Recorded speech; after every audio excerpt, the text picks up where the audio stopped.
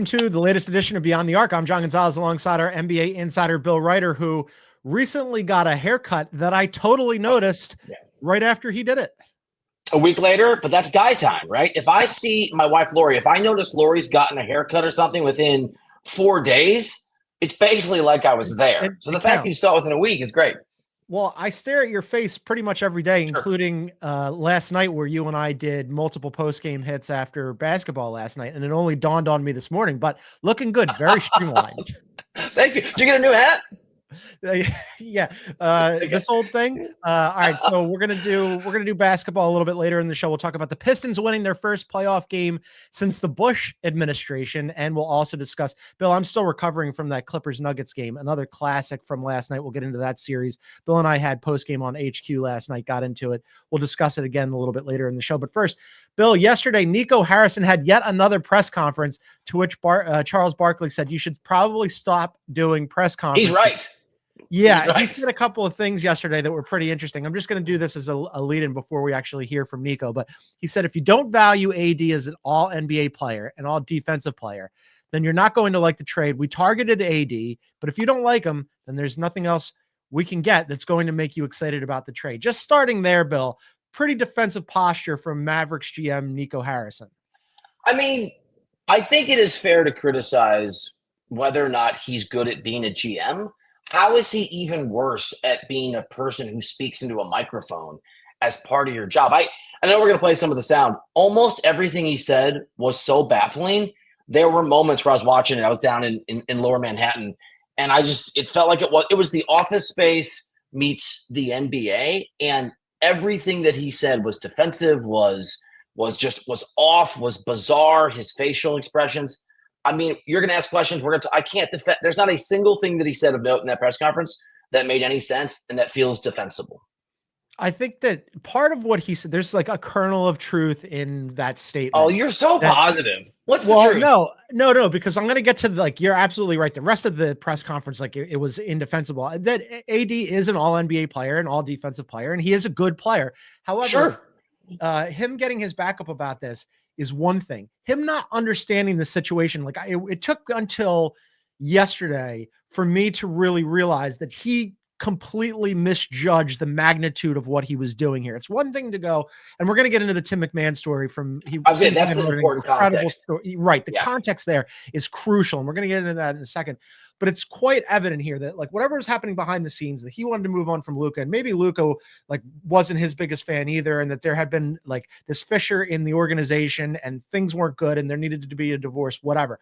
But quite clearly, Bill, Nico Harrison did not understand the ramifications of moving on from Luka, because he said yesterday, and we're going to go play the sound now, that he didn't understand how much Luka meant to Dallas.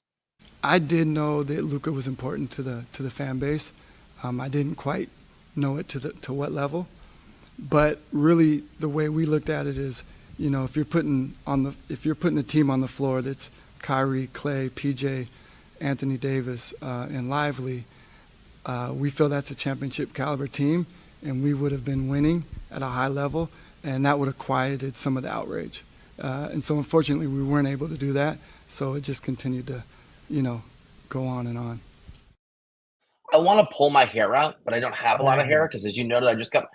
You just made. I know we know this in NBA Finals. If they had been a first-round exit for the last 4 years, I mean, I think the outrage we still would have thought what an idiotic move this was, but maybe it's sort of defensible to play the mind game and pretend.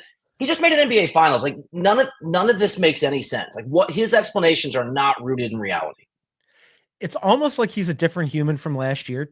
A year ago, he was criticized for trading for PJ Washington and Daniel Gafford, and then pretty quickly, you and I and everybody else realized, no, this works. And previously, he had been criticized, and I was one of the first people to say, I don't understand trading for Kyrie. I thought it was going to be a clunky fit alongside Luka. Pretty quickly, we realized it works.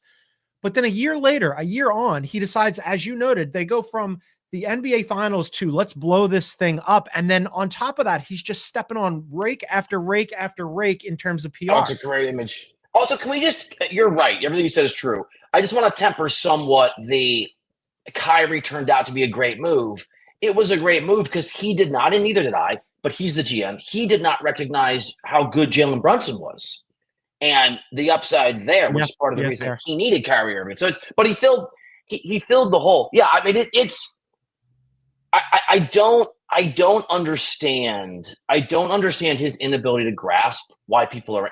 He's not good at the basketball so far in this orbit, and he's not good at the public relations. And by the way, and maybe we're going to play this, but I want to, as you would say, flag this.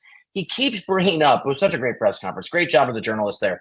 He keeps bringing up defense wins championships. It's a life preserver he's hanging on to. Yes. And someone pointed out, I've been thinking this. Well, when you guys won a couple years ago, you were 15th in defense in the NBA, and he looked shell-shocked. I mean, he didn't want to answer the question. They won an NBA championship, the Denver Nuggets. They won an NBA championship a couple years ago with a guy like Luka, who is can lift a team up kind of player with a mediocre defense. And that Dallas defense was better last year down the stretch than the Nuggets defense was the year they won. So nothing he's saying is rooted in reality. So shell shock sounds about right. During his closed door press conference, the one that he held a couple of days ago before this one that was on the record in front of cameras and microphones, Tim McMahon from ESPN, who does a really good job, had kept putting his feet to the fire about a whole bunch of things.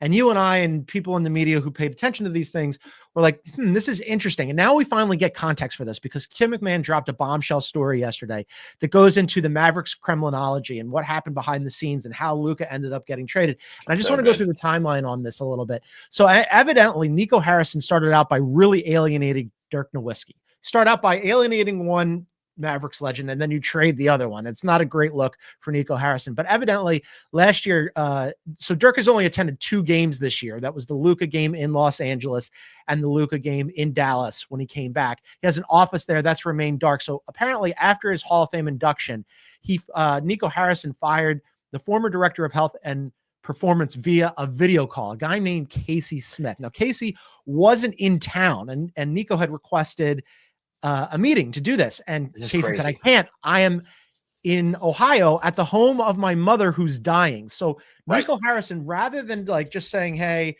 do your thing, we'll talk when you get back, set up a video conference call and fired this guy who was at his mother's bedside via video call. Now, apparently Dirk is very close with Casey Smith, as is Jalen Brunson.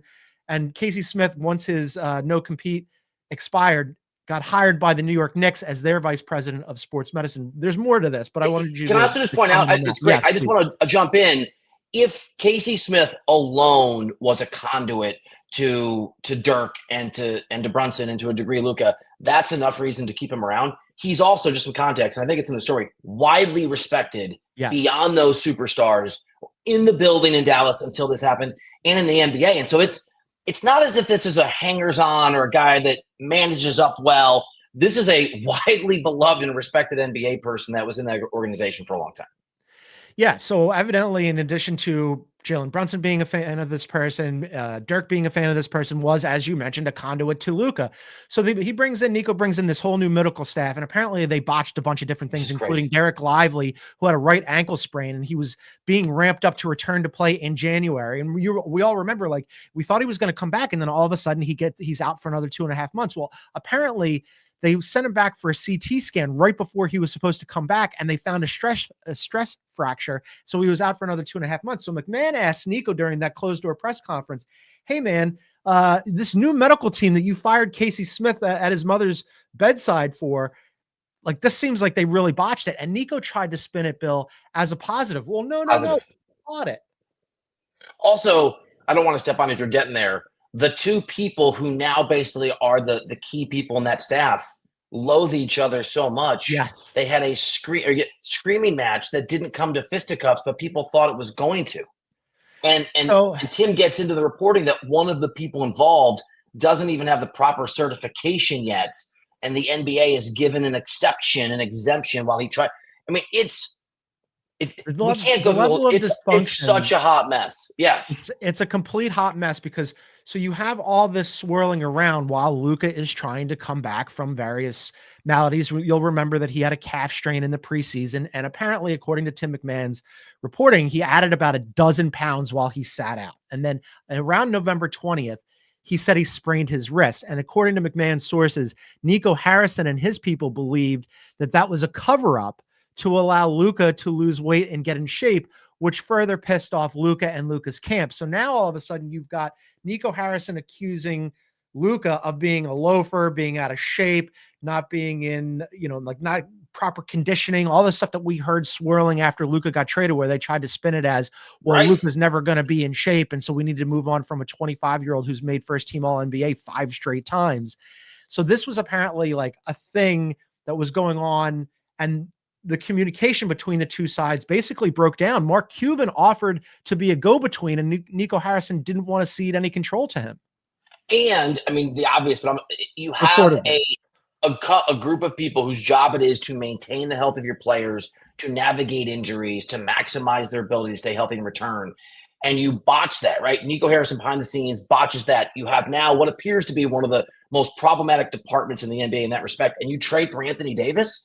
All you're doing is setting Anthony Davis up to be injured and to fail and not to have the sort of proper resources to make it through a season. At every level, again, it feels like an episode of The Office. If The Office did an NBA season, it would be funny if it wasn't so tragic. The level of dysfunction that was happening behind the scenes, I think, was unanticipated. I expected that, of course, there must be some friction if you're going to move on from Nico or if you're going to move on from Luka and also say, like, hey, he's not in shape. His conditioning is never going to be there. He's not going to put in the work. He's not. Remember when he went on that rant about, or Patrick Dumont went on the rant about winners like Shaquille O'Neal putting in the effort, right? Oh my gosh. If you're going to spin like that, of course, there's going to be friction, but I don't think that we quite understood the level of it, up to and including how the thing ultimately ended. Let's take a little break and we'll talk about this on the other side. The lack of communication at the end between Nico Harrison and Luka Doncic was really staggering. So we'll get into that on the other side. This is Beyond the Arc.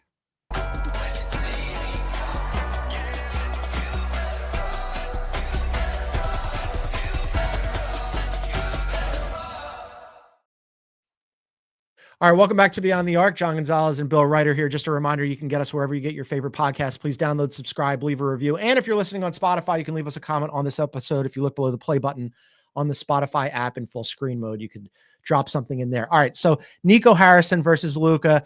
So they're going back and forth. Nico thinks that Luka basically faked a sprained wrist in order to get in shape. So as he's nearing his return, Bill, in February, around Christmas, he got like another calf strain or whatever. In February, he's nearing his return. They're about to go on a 5-game road trip, according to Tim McMahon's reporting.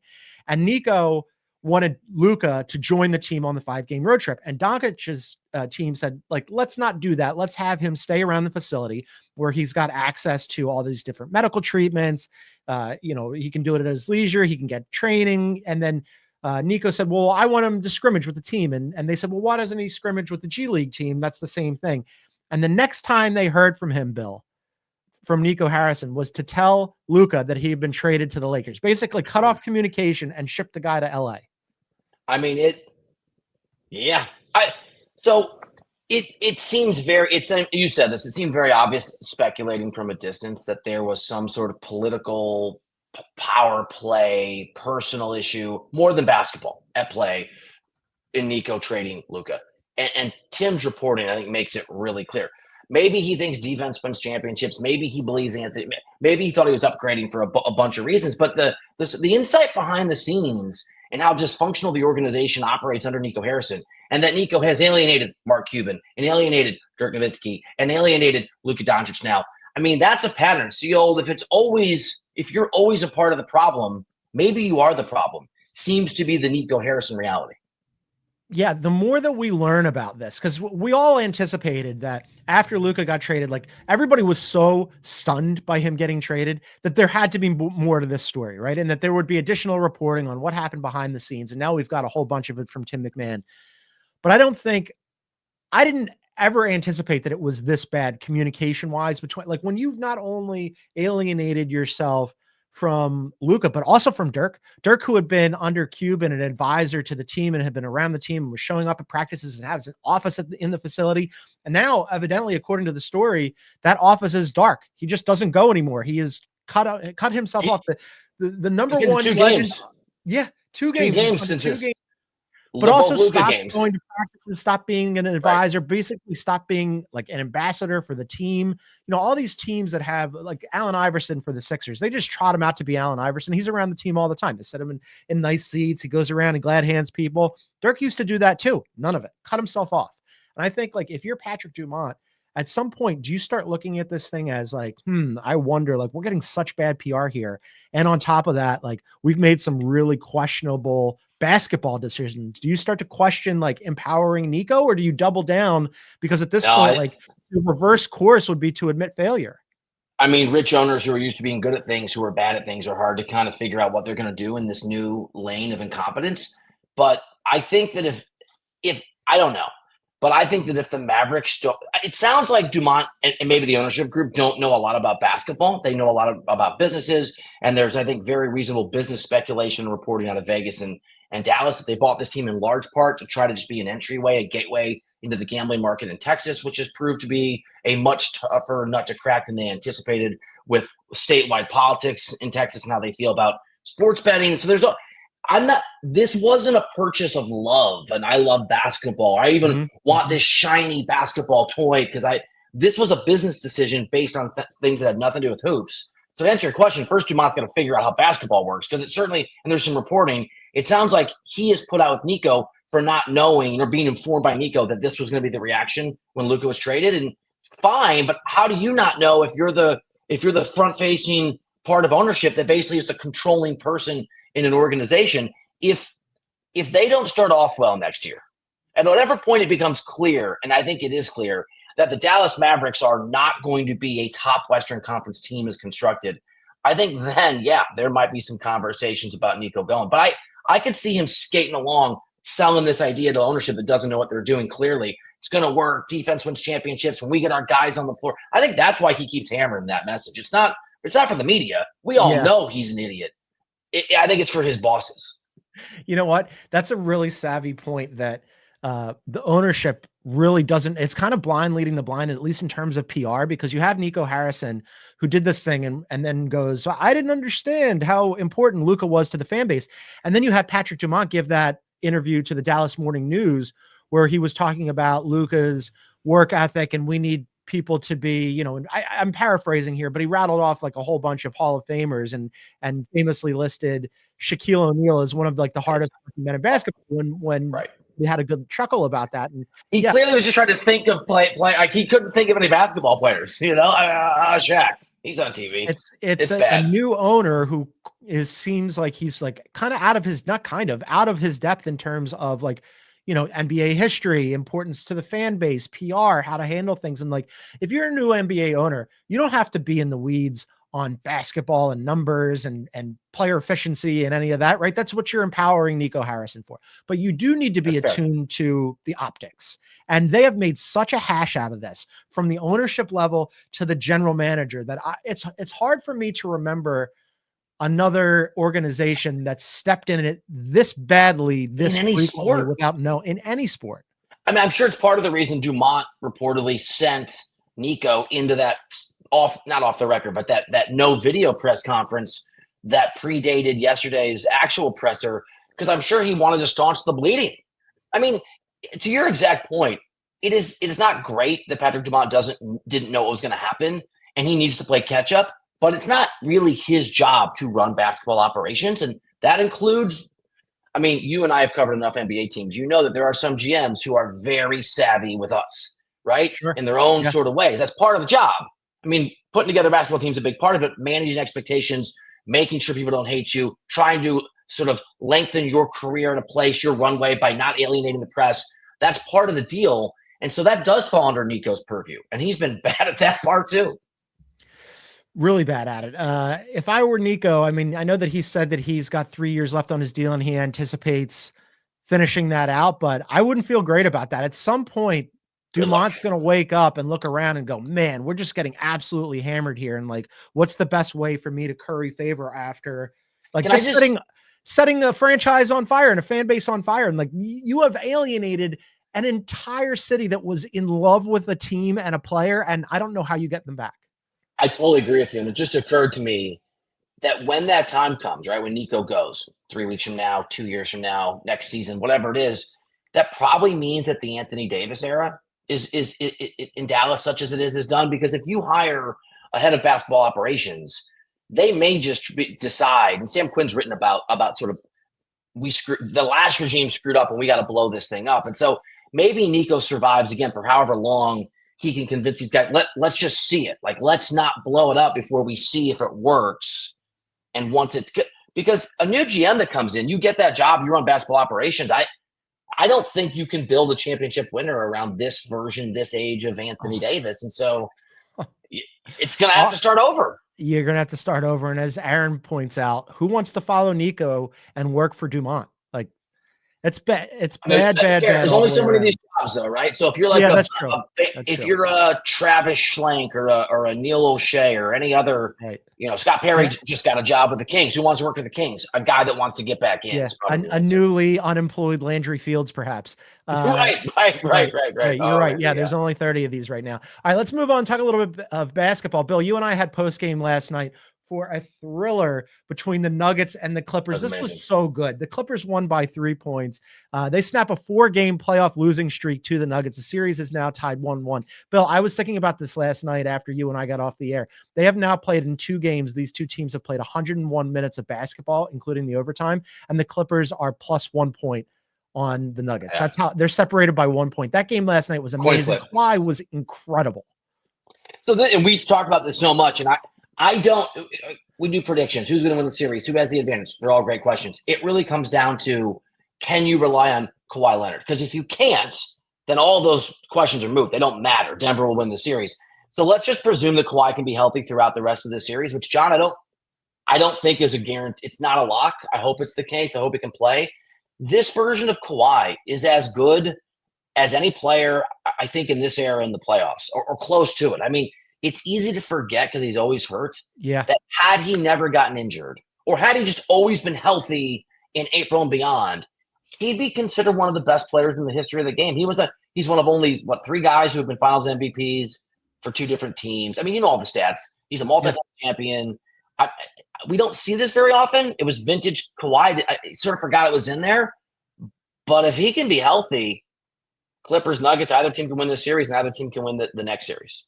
39 points, 39 points, Bill, in 39 minutes on 19 shots, got wherever he wanted. And I was thinking about this too afterwards, like somebody who scores like that in a game, it's, you're really hot, right? But at no point did I feel like Kawhi was forcing it. At no point did I feel like he was jacking up heat checks. How does somebody who scores a point per minute look like he's just like letting the game come to him and not forcing anything? Like, that is incredible. There are very few players who look like that. Joker's a guy like that. Joker plays under control. Not last night. That was an abnormal Joker game where he had a triple double and it was an off game. We were talking about that on HQ too. It's so weird, right? He has 7 turnovers and he threw the ball. He made some mistakes. It was very Nikola Jokic like, but for the most part, when you watch Joker, he's almost always under control. He's in command at the controls where he can orchestrate people around the floor and whatever. That was Kawhi last night, where I just thought like he was so in command, and it was kind of staggering to watch, because you're right, we haven't had that version of him consistently for quite some time. I think Jokic's version of that is much flashier, because he'll make these crazy passes and he has this footwork where you've got this sort of big bear of a man doing these. I mean, Kawhi's is he's the tortoise, slow, steady. It's really like his personality.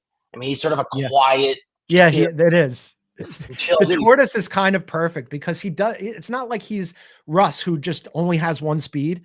Kawhi's just out there like getting to his spot and like figuring out different angles and taking shots as they come to him. I thought it was remarkable. It was so fun to watch. After the game, I don't know if you caught this, but James Harden was asked about what we're talking about Kawhi Leonard being so good and whether or not he's properly appreciated, especially in the context of the conversation about him being consistently injured. No, not even a little bit. It's always negative. It's always, what he's been through and what he's not able to do just because of something that he can't control. But we don't appreciate how great he is when he's actually out there and putting on performances like this tonight. I feel like that about everybody that, is in the league, that goes through something that, that's out of their hands or they can't control.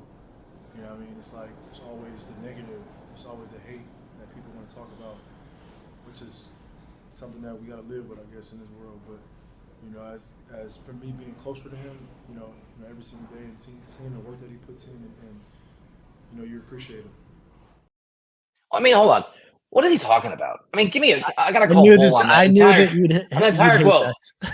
Am I supposed to? But first of all, we just got done saying that he's one of the best playoff players of all time. You and I talked last night about how he could have been one of the best players of all time. He's one of the best playoff players of all time. He gets nothing but love when he plays. But when he doesn't play, am I supposed to pretend he's out there? Should I assign him 2 more rings, James Harden, because I feel bad for him? Telling the truth. I mean, this is what drives me crazy about doing journalism. This isn't hard-hitting journalism. I don't have to be an investigative reporter to say, hey, here are the times he was injured. Am I supposed to, you know what, man? I know that Kawhi couldn't play in this playoff series, but guess what? He's amazing anyway. Let's give him a couple more points on the all-time great scale.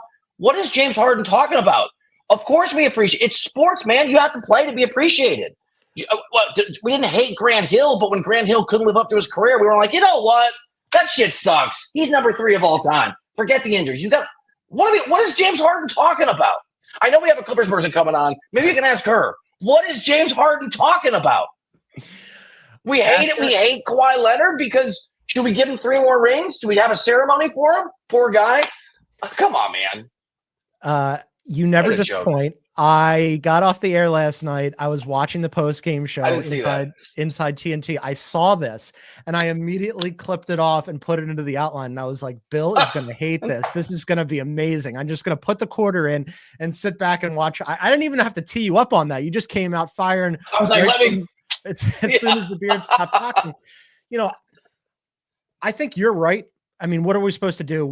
We can't ignore the fact that the Kawhi has been only intermittently available since winning a championship in 2019. And that run he went on, I covered that entire thing from soup to nuts, was amazing with the Toronto Raptors. He was fantastic. But since going to the Clippers, he hasn't produced at that same level. And last year was an excellent example where he had an awesome regular season. And then just right leading into the playoffs, all of a sudden he disappeared. And Paul George was, and also, hey, James Harden was also one of those people, right? Who wasn't really available. And it was mostly Paul George being left holding the bag in the playoffs and they get bounced out.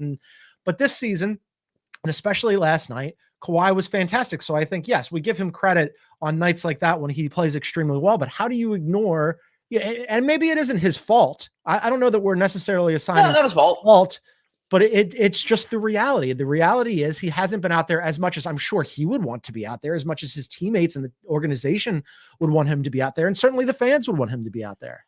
Yeah, I mean, James Harden, this is like the knee jerk, put a quarter in. Let me just criticize the media the haters. Oh, those guys, don't get me started on the media. Give me a break, dude. Give me a break. The other, and correct me, I'm doing this from memory, but I think last year was the year, because it was the first year of the required number of games where the NBA really put an emphasis on trying to get guys to hit those thresholds, where Kawhi played like a pretty good number of games last year for Kawhi and broke down. This year, he sat out not most of the year. He came back, I think, January 4th. So it's going to be a really interesting test. If Kawhi Leonard stays healthy for, let's say they win this series, and I think they will, but it's a coin flip, for at least 2 series and plays great, if I'm Kawhi, it's, you know what, maybe I should just come back and start playing in January. And if I'm the Clippers, maybe it's load manage to your heart's content. We'll take the heat, because everybody is different. And to, I guess, James Harden's point, so we stop hating on Kawhi, I'd love to see him available this time of year at that level, because he is one of the all-time greats in those. Yeah, Kawhi played 68 games last year and couldn't get through the playoffs. And so it's a really interesting test of maybe this is how we get this version of Kawhi Leonard, and I'll give up half of him in the regular season or whatever, or more, if I can get this version even for a couple weeks in the playoffs, because it's extraordinary. Yeah, we'll see what we get out of him moving forward. But so far through 2 games, this has been a fantastic series. That's you and I and a lot of other people thought that this was going to be a really good one. As I mentioned, through 101 minutes, they're separated by just 1 point. And last night, Bill, even with Kawhi on an absolute heater, even with the Nuggets having 20 turnovers last night and Joker having 7 of those and not having his best game and missing 4 free throws, Bill, in the final 2 minutes, Aaron Gordon missed a dunk. Joker. Oh man, the dunk. Michael Porter Jr. lost a ball and hurt his shoulder. We'll get to Michael Porter Jr. in just a second. Joker had a turnover, and then Brown and Joker both missed threes, and the Nuggets still only lost by 3 points. That's how close these two teams are. When you say how anything could happen in this series, for both of these teams, especially for the Clippers could lose this series, or I could see them going to the conference finals. Like, I have no idea. Really, Denver should have won last night, and the Clippers should have won game one.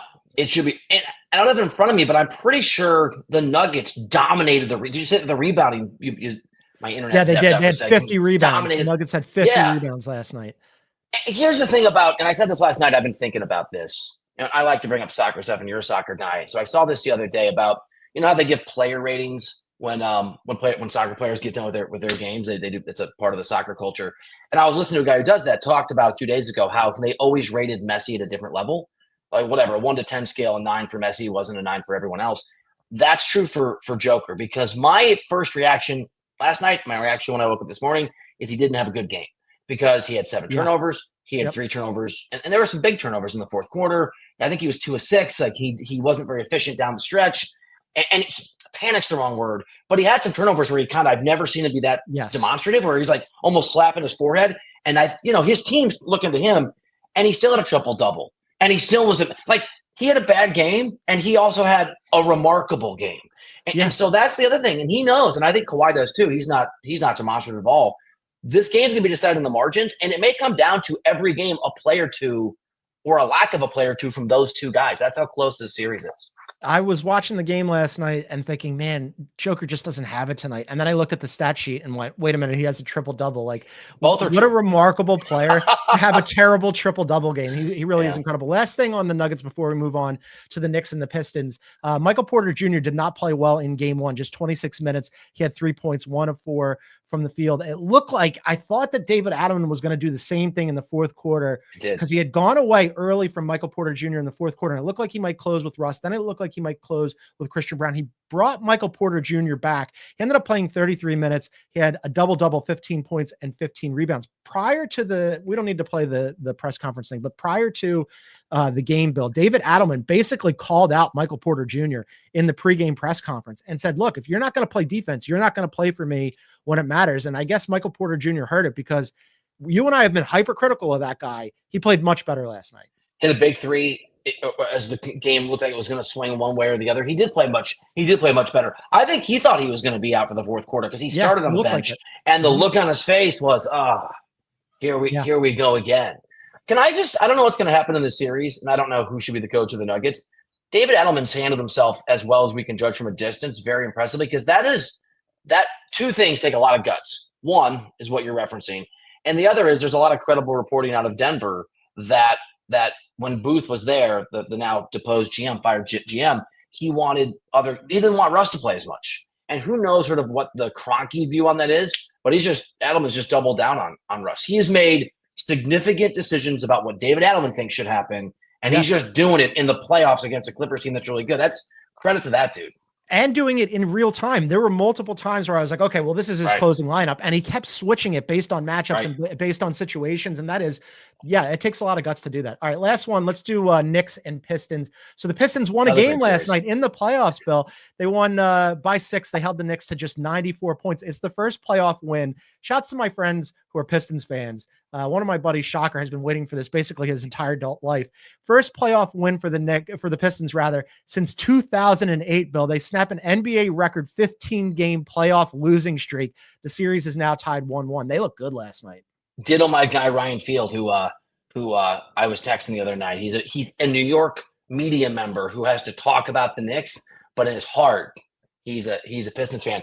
And who knows what's going to happen in the series? They almost gave that game away. They did. As they have been the better team in 7 of the 8 quarters, and in one of the quarters, quarter 4 of game 1, they just got tight. They were a young basketball team, and they were playing loose and fun, and then they weren't. And I thought New York was going to win that game. I thought, and if that happens, series is over. Yeah. It's a wrap. Come back next year, learn from it, and we'll see how they respond, because there's going to be other close games. The Knicks are not going to go down easily.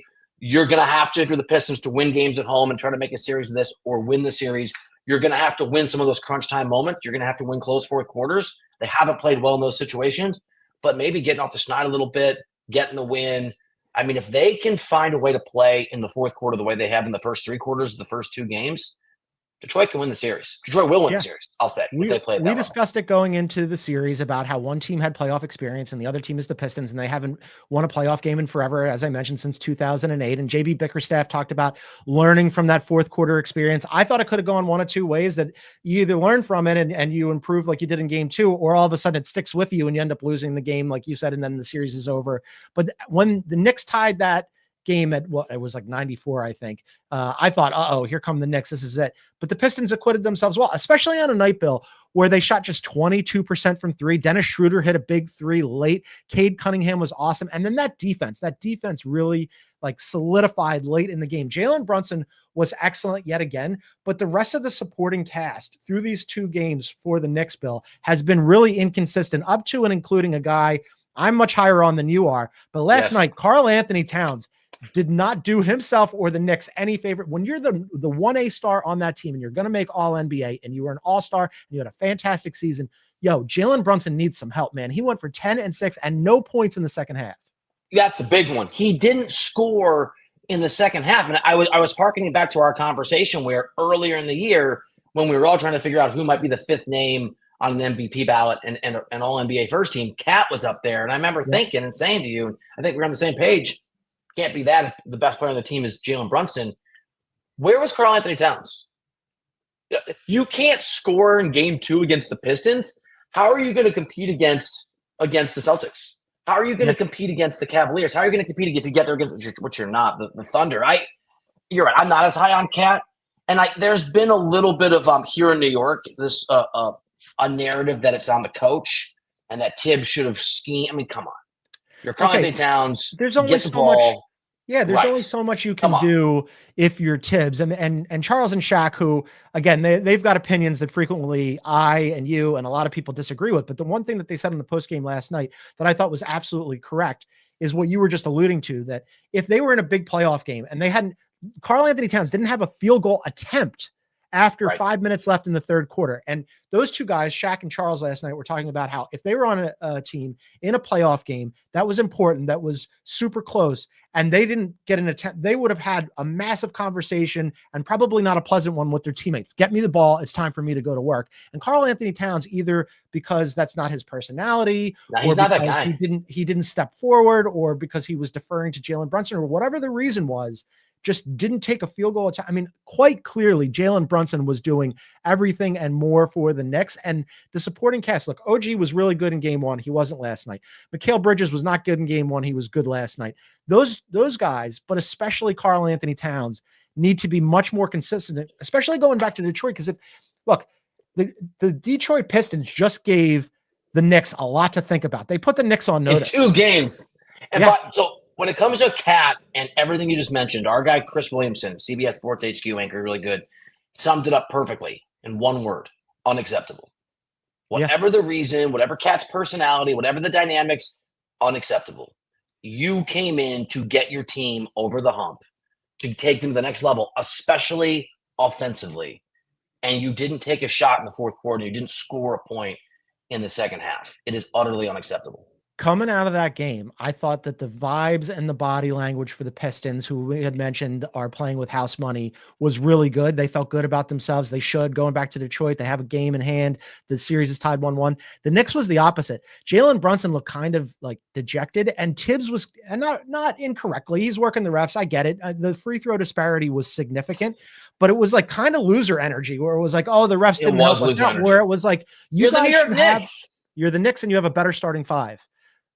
Going to Detroit right now, how worried, under pressure, concerned do you think that the Knicks are internally? Because they have big designs on this. Everybody was already looking ahead to the second round series with the Celtics, and you and I and Sam Quinn and a lot of people said, you got to get past the Pistons first. I mean, so it's a long series, and you and I in particular sort of know not to be captains of the moment. And even losing, you do a better job of that than I do. I'm Knicks, like all over the Pistons right now. You're in it. I mean, look, I think the Pistons can win, and I'd be curious what the odds are. all the Knicks have to do is just execute. They're a better basketball team. They're more experienced. We have seen that experience matter in the negative for Detroit in both of the fourth quarters. Karl-Anthony Towns, that was a really close game, and Cat didn't score, as we noted, in the second half. There are certainly things, if the Knicks can just raise their level a little bit, they should win the series. I think Detroit can. I almost took the Pistons, so did you. We did not in our predictions. But this is still a young team. They obviously are clearly still able to panic late in games. And if New York goes out and wins game 3 and it's suddenly 2-1, that game 4 is going to feel really stressful for the Pistons. And so there's time to fix it. But if there's two things. If the Knicks don't get their you-know-what together, they're going to lose to the Pistons. And even if they beat the Pistons, this is not a team that competes in the next round, not at this level. Some really good basketball last night. There's some really good basketball tonight as well. Bill's got to run, but we're going to be back at it live tonight on YouTube following Grizz Oklahoma City. John Morant said the Grizz can't play any worse, Bill. We'll find out whether or not that's true tonight. Come and join us live on YouTube. We'll also discuss the Pacers and the Bucks game too. Damian Lillard, according to media reports, he was listed as questionable, but he told the media at shoot around that he's playing. So Dame coming back. Hopefully the Bucks are excited about that, and we'll see whether or not that buoys them. They did not look good in game 1 against the Pacers, but come and find us live on YouTube after Grizz Oklahoma City. You can find us on YouTube at Beyond the Arc CBS. Bill, I'll see you tonight. Coming up after the break, I will be joined by Clippers reporter Lauren Rosen. Don't go anywhere. This is Beyond the Arc. We dig it. Do you?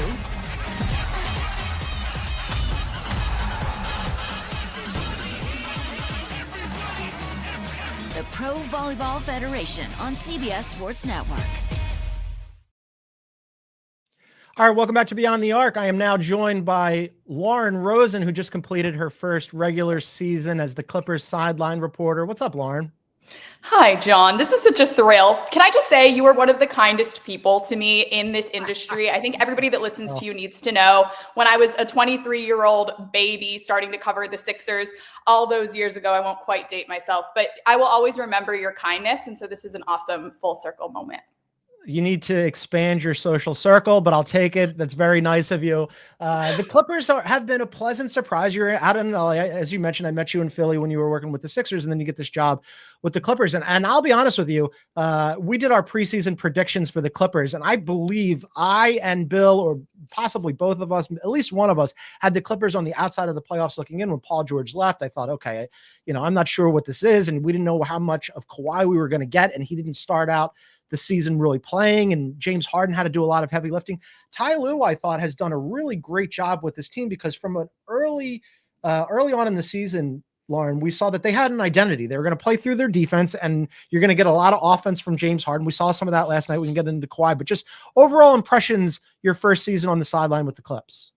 It's been fantastic. I cannot say enough good things about the team, the organization, the experience overall. The unsung heroes, though, that made this all possible, at least to me. You mentioned Ty Lue and the way that he sort of governs the organization. He's spectacular. He is so smart, so quick, so sharp, but so mellow, which we love as well. Add Jeff Van Gundy as his right-hand man, and the two of them have such a cool yin and yang of intensity and calm and offense and defense, right? So You mentioned that defense, right? I got to give Jeff Van Gundy a ton of credit for the way that he's come back to a bench and been just so maniacally prepared and able to get through to everybody in a totally different way. It was really cool to watch. And then the other thing I'll mention is Norman Powell, and I know we'll talk about Ivica Zubac. When we think about that first half of the season, when you're right, everybody kind of counted this Clippers team out. The two of them, along with, of course, James Harden, were able to keep the team well and truly in the mix, so that when Kawhi Leonard came back, this was already a team that was really good. And then you add what we're now seeing in one of the greatest playoff performers of all time to the mix. They did something kind of special while nobody was watching. And so it's cool to see them get this sort of attention now in what I think maybe we all agree has been the best series of the playoffs so far. Yeah, I mean, this is your first year in LA, but I think you're kind of clued into now. It's tough for the Clippers to get attention in Los Angeles with the Lakers here, and it's just a big city. And yes, they are kind of doing something that was sort of under the radar. I love that you brought up JVG. I always loved him in the media because whenever I needed a quote, I could go to him and he'd give a good one. Game one was hilarious. He is very intense. He is the sort of the architect of that defense. And Nikola Jokic was trying to inbound the ball quickly, and JVG was holding on to it like it was somebody's ankle in the 90s in the playoffs. So very old school JVG, but pretty funny. So last night, the Clippers end up winning the game.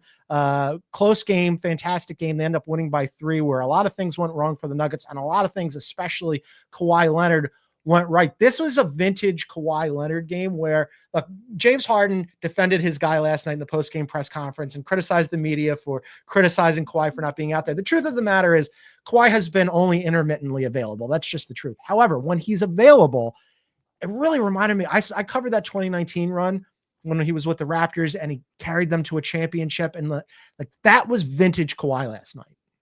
I would never be able to speak for James Harden. So let's just be very clear about that. But I did hear you and Bill chatting about it before. You weren't empowered to do that? He didn't empower you to do that? Wondering perhaps what he might have been alluding to. And if I had to posit my best guess, I think that this is a group of NBA players, not just James Harden or Kawhi Leonard or these Clippers, guys that are playing right now are chronically online. They know exactly where folks like us placed them at the beginning of the season. So I don't know for sure that he was addressing any one particular comment that's happening right now, but all that stuff that was said at the beginning of the season was bulletin board material for these guys. And so to hear James Harden riding for his guy Kawhi and have the two of them having each other's back, to me, it was more of a macro thing, right? Look at where we are now compared to where everybody said we were going to be. So just because I know Bill was hoping that maybe I would address it, I had to get in there a little bit. But as far as Kawhi is concerned, you're right. Vintage Kawhi, to me, he's been so methodical in his preparation. He was so strategic, and the team was so careful with bringing him back. The biggest thing for me to see, I mean, I've been in the NBA for a long time now. I know what it's like for a guy to come back from injury and hope to be healthy in the playoffs. To see that process arrive at this point so successfully is really, really special. James also talked about it in his presser, the way that they've all watched Kawhi come back. He's been in the gym every day. Even before he was ramping up, he was still there. He's every day preparing his body and hoping that they could get to a point where they could be in a playoff series and it could be this close and Kawhi could play this well. So just on a human level, it's been really cool to see something that was so strategic. This is not a coincidence. Arrive at this point, because we know some of the best laid plans in the NBA end up crumbling. We're seeing it around the league, right? Yeah. This one didn't. This one has worked out really well. And so I know Clipper Nation has their fingers crossed, and basketball fans in general should have their fingers crossed that this is the Kawhi we're going to get throughout the playoffs, because the league and the competitive level is just better when he's here. Yeah, the best laid plans thing is a good point. I mean, you saw the Sixers up close and personal for a long time, and their best laid plans never worked out, up to, including, and especially with Joel Embiid. So for Kawhi Leonard to have this plan of I'm going to be healthy for the playoffs, as opposed to last season when he played 68 games during the regular season, and then he crashed out before the playoffs and wasn't available. This is a much more important time for the Clippers, who, again, I think internally they had expectations. I know that Steve Ballmer, who's always a very vocal cheerleader for the Clippers and opened a new building, the Intuit Dome, that I'm a big fan of. But I heard him give all these preseason interviews where he was like, we're going to surprise some people and the building's going to be amazing. It's going to be packed. And I'm like, yeah, all right. I just didn't believe it. But now I believe it. This is a really good series. So how do we feel, or how do you think that they feel with the series going back to Los Angeles now, tied 1-1, and they're separated after 101 minutes by the Clippers are up 1 point on the Nuggets? It is the margins are so razor thin, and it's so interesting to see where we've arrived after 2 games, considering the fact that, as you said, in the first game, the Clippers had some uncharacteristic mistakes. In the second game, the Nuggets have some uncharacteristic mistakes, and it's still so close, right? They've had sort of mirrored performances too from their best players turning the ball over. Kawhi Leonard struggling in game 1 with taking care of the ball. Jokic having uncharacteristic struggles last night, right? So I'm looking forward to just watching it unfold, continuing to be this close. Everybody always says this, there's sort of cliches in the playoffs, right? The team without home court advantage has to win once on the road. You just have to steal 1 on the road. And the Clippers have done that. Now they get to come home and see Intuit Dome in its first ever playoff situation. I think it's going to be really cool. You mentioned Steve Ballmer, what they've done with the building, the place that they've arrived at, just again, 6 months into that being a building that even has basketball. It's really cool. And obviously I'm up close and personal, so I'm a little biased with how cool I think it is, but I'm excited for national eyes to sort of point that way for a little bit and see how special this whole thing could be. I went to the Intuit Dome for the first time during the NBA Cup. They played the Kings, and I was blown away by that place. I mean, you're up close and personal and you see it, but I went on this show immediately afterwards and forced Bill and our producer Aaron to listen to me, just being a huge proponent and fan of the building, because the technology is amazing with the facial recognition and the in-game experience with the game that you can play with the seat. You got to pick the colors, and also the 5 camera angles that you get on replays. That's better than anything you get on a game broadcast. It's kind of mind-boggling. It's pretty spectacular. And, we've talked about Steve Ballmer being a basketball fan, right? He created his ultimate basketball viewing experience and now is sharing it with everybody. That's exactly what it is, right? It's maximize time in your seat. It's maximize angles to see whatever it was that you just saw. It's really special and cool. And like you said, the technology it feels like you're watching basketball in the future. One of my favorite things all season has been watching opposing players come in and look around and be like, wow. Like you can see their faces when they come out of the visiting tunnel. And now very few guys coming for the first time anymore, but every night a different team in the building, walking out of that tunnel and just looking around in awe. It's a special place. It's really cool. And it's still so young. So excited for them to get to host some playoff basketball. Yeah, fun series. Should be fun for Clippers fans when it goes to Intuit Dome this week. Last one for you. You were mentioning best laid plans and Ty Lue, and Ty Lue had an idea. He was asked after game 1, like his rotations were very similar to a regular season rotation. He said, "We're going to run it back. This is what we're doing." He had an idea, a theory of the case, and it worked out in game 2. One of the things, though, that you and I have talked about offline in our personal lives when I see you periodically around Los Angeles, because we have mutual friends, is Ben Simmons, former Sixer Ben Simmons, who our mileage very much varies between what you believe Ben Simmons can be and what I believe it could be. He got some minutes last night in the second half when it mattered, when I thought, I'm not sure that this is a great idea. Tell people a little bit about Ben Simmons this season and him just fitting in with the Clippers, and just essentially he's doing now what back in 2019 when the Sixers lost to the Raptors when Kawhi went on that run. Remember, he gave that famous interview to Zach Lowe where Brett Brown had put him in the dunker spot and was he took the ball out of his hands. Jimmy Butler was on that team. He was like, Jimmy Butler's going to run this team. And we can't trust Ben Simmons. And Ben Simmons gave the interview to Zach Lowe and said, I'm more than that. I'm more than a guy you just put in a dunker spot. I always thought he could be knock off Draymond if he would just play center and play really good defense and pass and rebound and run the break. That's basically what he's doing now. Has he just finally figured out this is kind of going to be my career? I think expectations for Ben Simmons have been completely recalibrated. And I think what we're seeing and what we saw in game 2 are a result of someone that's able to live up to what the new expectations are. They need him to play defense. They need him to push the pace. They need him to look at the rim, and he did in game 2, right? So for me, when I look at, but he got a lot of heat, right? For deferring in game 1, for deferring down the stretch in the regular season. And listen, he's so talented. Everybody knows how talented Ben Simmons has always been. But he's had to go through a bit of a personal growth journey over these last few years. And to see this person that I remember from my days in Philly arrive in LA with a totally new sort of perspective, a new vibe, a new aura, as the kids would say, and to be able to go out and see what these new expectations are and rise to them, it's been a really special arc to sort of watch from start to finish. And like you said, Ty Lue wants to go with this rotation 4 now, right? How long will it be this way? How much of a factor will he be throughout the rest of this playoff run? I do not know. But I know that I liked what I saw last night, and I hope for him that he's gratified and fulfilled by the fact that a lot of people thought his NBA career was over. I listened to lots of people say he's never going to play a factor, right, in a regular season. I was one of those people. People said he could never play on a good team ever again. Well, here he is, right? And the sample size is still small, but I think he's taken it upon himself, right, to prove people wrong a little bit and to make an impact and to strip down the ego, right, from having to be the guy to now just be someone who supports for a few minutes. To see him do it at a high level, seeing everything we've seen, John, you and me coming back from the Philly days, right? It's gratifying. It's nice to watch. And I hope for him that this is what the next chapter of his career ends up looking like.